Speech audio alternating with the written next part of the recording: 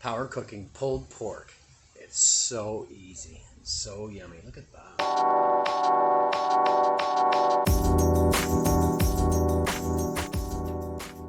Well, it's that time of the year for smoked pork butt. If you've never made one before, follow along. This is a sugar-free version, and it's very easy to do. I'm going to smoke it on the Primo, but you can also do this in the oven if you like. The recipe for this is below in the comments section. So we're going to mix up the rub, and I've got some paprika,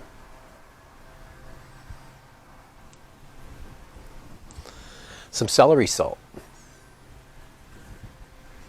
onion powder, a couple tablespoons, garlic powder. This is enough for two butts or two big racks of side ribs. Seasoning salt. And it calls for a couple of tablespoons of chili powder. I've got regular chili powder, and then I've got chipotle chili powder. It's nice and smoky. 3 tablespoons of fresh ground pepper, fresh cracked pepper. And 2 tablespoons of erythritol. I'm just going to mix this up with my fingers. I like that. And I'm just going to use half because this is enough for 2 butts. So I'll just put half in here.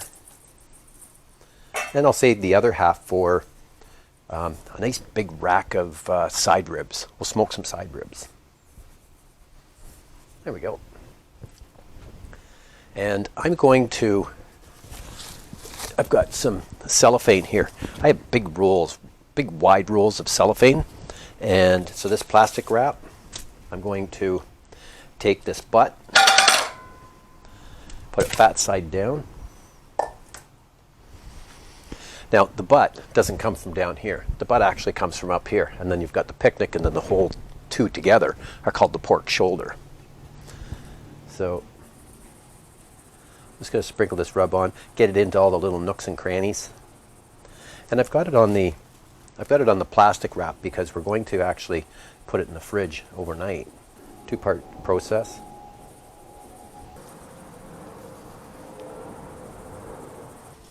There we go. We got lots on there. That's just going to marinate overnight. Now I'm just going to seal it up like this and put it on a plate in the fridge. And it's late afternoon right now. I'm going to start my Primo up probably at about 5 in the morning. And there are 2 ways that you can do this. And I'm going to show you a fast way. It's a way we do in competition. It's called power cooking. And so I'm kind of mixing a couple of things up here this is my new way of doing a butt, where I like to get my rub on, let it sit in the fridge overnight just to get into the meat and all the little nooks and crannies. So I like that. But we're going to power cook. And basically what that is we're going to get this burning clean in the morning, and then we're going to put the butt on, and we're going to get some smoke into it, some really good apple smoke, like this. We're going to get some good color into it, some good bark, and then we're going to wrap it in foil with some sauce and put it back on. And we're going to take it up to 195 degrees. And that's the magic number for pulled pork. And we'll put it in a cooler to rest it, and then we'll pull it. It's a great method and a really fast way.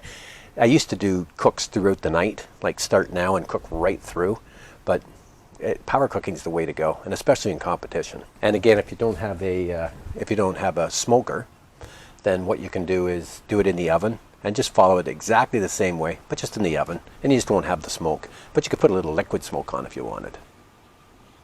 I'll see you in the morning. Well, I got up at 5 o'clock this morning to start the smoker. I'm smoking on the Primo ceramic grill, and I'm going to show you how I set it up. So I use maple leaf charcoal for one. It's a lump charcoal, and I put it into a chute like this, a charcoal chute. Then I have a little, this is a propane automatic igniter. And I just go like that for about 15 seconds. Takes 15 minutes for this to heat up.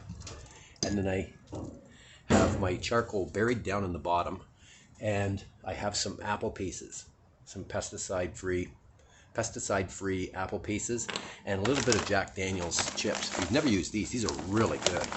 They're made from Jack Daniel's barrels. So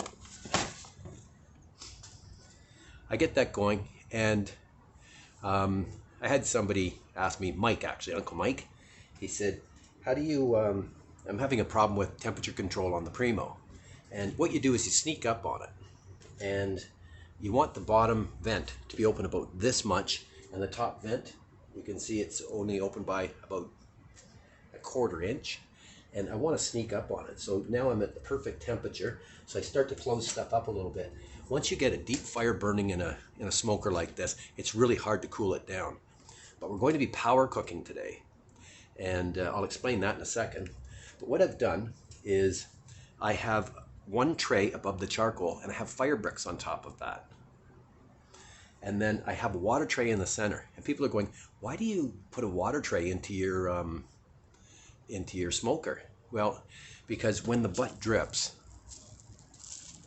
and renders out, it's going to drip down, and it creates a nasty taste in the meat. So what I do is I have a water tray, and I've been burning this for an hour now.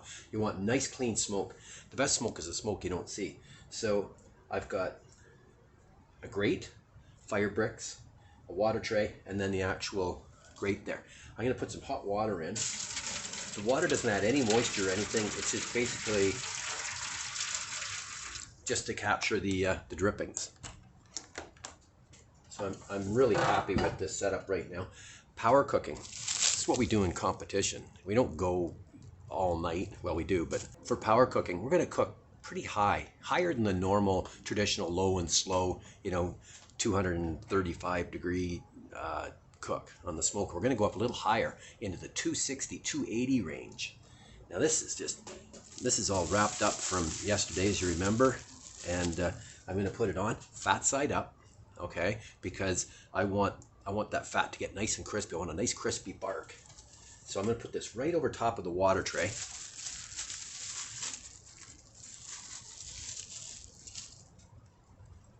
Just like that. Now, I don't have a temperature probe in that. We don't need it. Not for this part. What we're doing is we're just trying to get some color into the meat and some smoke. Once we have the color, then we're going to wrap it. So I'm going to let this go. It's probably going to take, from my last cooks on the Primo, power cooking a butt like this, it takes about 5 or 6 hours until I get the color. So, and I'll be back for the mop. We're going to put a cider vinegar mop on, a North Carolina mop actually. But I'm going to do it in a spray bottle this time. So I'll see you in a couple hours once they start to get a little bit of, once the sun comes up. Well, the sun's up kind of. It's time for some mopping. So I've been going for 2 hours, and I have a little bit of color. I'll show you. I don't want to keep this open too long, but that looks pretty good. Here, I'll take a picture. There, you can see what that looks like. And we don't want to keep that open too long. It's been 2 hours. My temperature's been holding pretty steady at around the 250, 260 mark, which is really good. Again, if you want to cook this in the oven, you can. Just follow the directions exactly. But if you don't have a smoker, right, you might want to consider a little bit of liquid smoke. The recipe for the mops are below in the comments. And it's a North Carolina mop, which is kind of like a vinegary type mop. And normally we do it with a mop like this, and you dip it in and you just swab it. But I've got it in a spray bottle today. And it's apple cider vinegar and some barbecue sauce and some sweetener and some heat. And we just go in, and we want to do this about every 15 minutes and just kind of spray it like that. If you're cooking it in the oven, you could put a few drops of liquid smoke into that. It's kind of cheating, but that would be fine. So the next stage is to make sure that we've still got some nice smoke coming out, and we want to have really good bark on there. And then we're going to go into the wrapping stage with the sauce.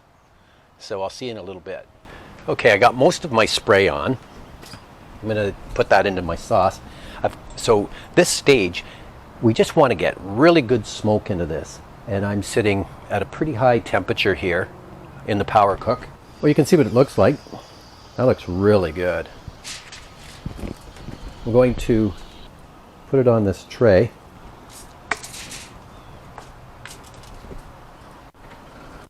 Lots of charcoal left. At this stage, if you've run out of charcoal, you can go into the oven. You've got your smoke, you've got your color, and it's just going to be in the wrap stage. So I'm going to put this still fat side up.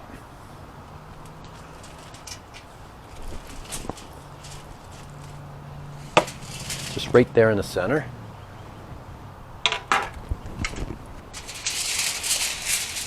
Now, we're going to wrap it with some sauces. I've got Guy's award-winning barbecue sauce. It's sugar-free. That's the original one. There's G. Hughes. There's original maple brown. There's all kinds of really good sauces out there. So I suggest using a sugar-free sauce. Now I have a little bit of the apple cider vinegar left, and this is just about finished. So I'm just going to pour that in there. I'm going to pour it in the side so it can just wallow in it. So that goes like that. I'm going to pour some in on this side. I'm going to put a temperature probe in now. Try and avoid the bone. So that's just going to sit like that. And I'll put some more sauce in on this side. I'm going to double wrap it. So never be cheap on your foil when you're doing real barbecue. This is a good heavy-duty foil. And if you don't have a thermometer, an instant read thermometer like that, you could get a little probe like this. This is a thermopen, and you just stick it into the side. So at this stage, we've got our smoke, we've got our color, and we're going to put this back on, and we're going to take it up to the pulled pork stage, which is 195 degrees, and then we're going to put it into a cooler. So this is starting to rise a little bit. The meat's not in there. So I'm going to put this on.